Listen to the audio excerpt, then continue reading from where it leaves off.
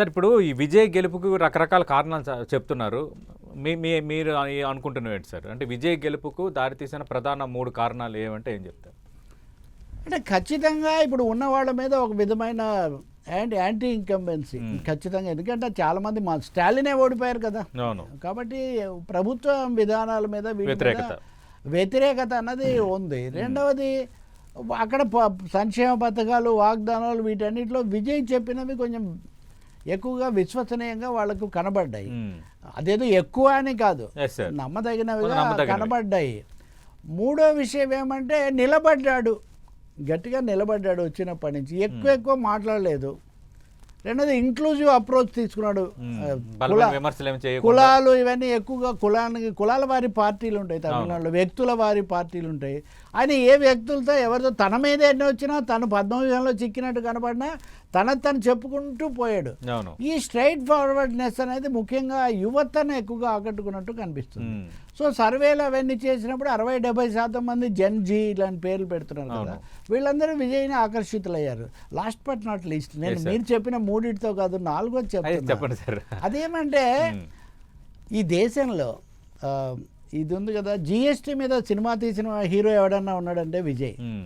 Demonetisation మీద cinema తీసిన hero ఎవడన్నా ఉన్నాడంటే విజయ్. మెడికల్ మాఫియా మీద సినిమా తీశాడు. అలవి మీరిన వాగ్దానాలు చేసిన వాళ్ళను మీరు ఆదరించకండి అని కూడా ఆయన సినిమా తీశాడు. ఇప్పుడు ఆయన మీద చేస్తున్న విమర్శ అదే. ఆ విషయం మీదే ఆయన తమిళనాడులో టీవీలు ఇస్తాము, అవి ఇస్తాము, ఇవి ఇస్తాము అంటున్నారు. మీరు వాటిని చూసి ఓటేయకండి. కాబట్టి ఇవన్నీ వాళ్ళ నాన్న చంద్రశేఖర్ ఇందాక నేను చెప్పినట్టే ఈయనని ఇళయ దళపతిగా ప్రతిష్ఠించడం కోసం ఒక క్రమ పద్ధతిలో ఒక సోషల్ ఇంజనీరింగ్, ఫిల్మ్ ఇంజనీరింగ్ కూడా చేశారు. ఎన్టీఆర్ తెలియకుండానే అన్ని సినిమాల్లో ఆయన పేద ప్రజల తరఫున నిలబడి మనకు ఒక హీరో ఇమేజ్. మనకు నాగేశ్వరరావు అంటే ఒక త్యాగశీలి, ప్రేమికుడు, దేవదాసు, ప్రేమ్ నగర్ గుర్తొస్తాయి. రామారావు గారు అంటే ఒక ఫైటర్, ఒక సాంఘిక కథానాయకుడు. అదే పౌరాణికాలో దేవుడి పాత్రలు, సినిమాల్లో జానపదాలు అయితే ప్రజల తరఫున నిలబడి సేనాపతిని నిలది, ఇట్లా విజయ్ కూడా అలాంటి ఒక ఇమేజ్ ముందే సంపాదించుకున్నాడు.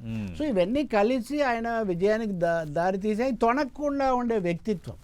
అయిన దానికి కాని దానికి కంగారు అది చేయలేదు. నా విధానం ఇది, నేను ఇలాగే ఉంటానన్నాడు. ఇప్పుడు కూడా 4 రోజుల నుంచి గవర్నర్ ఇదంతా చేస్తున్నా, ఆయన లోపల ఏం చేస్తున్నాడో కానీ బయటపడి బేలగా మాట్లాడింది కానీ, మీడియాతో మాట్లాడటం కానీ, రెచ్చిపోయింది కానీ, బేలగా మాట్లాడింది కానీ, లేకపోతే ఇతరులను నిందించింది కానీ ఏం చేయలేదు ఆయన.